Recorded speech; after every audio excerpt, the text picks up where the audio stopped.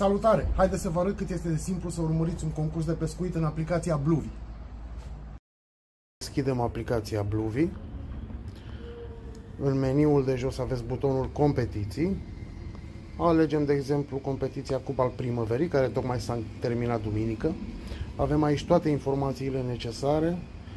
Concursul a fost pe Balta Chița 2, taxă de înscriere, tip de concurs, câte echipe au fost înscrise, durata concursului, premiile și așa mai departe. Da? Avem butonul Acțiuni și aici găsim Vezi cântare din concurs.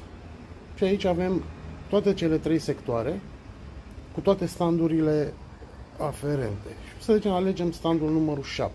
Și aici găsim cântarele efectuate, intrăm pe unul dintre ei și vedem fiecare captură din cântarul respectiv.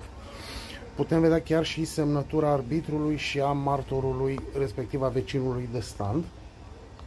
Și dacă ne întoarcem în meniul principal, haideți să vedem și clasamentul. Clasament care ne arată începând de sus tipul concursului, cantitate-calitate, cel mai mare pește prins 13.425, cantitatea totală, numărul de capturi total. Și avem aici fiecare stand cu capturile prinse, cu media, calitatea, cantitatea maximă, numărul de pești prinși, punctaj la calitate, cantitate, poziția pe sector și, bineînțeles, poziția la general.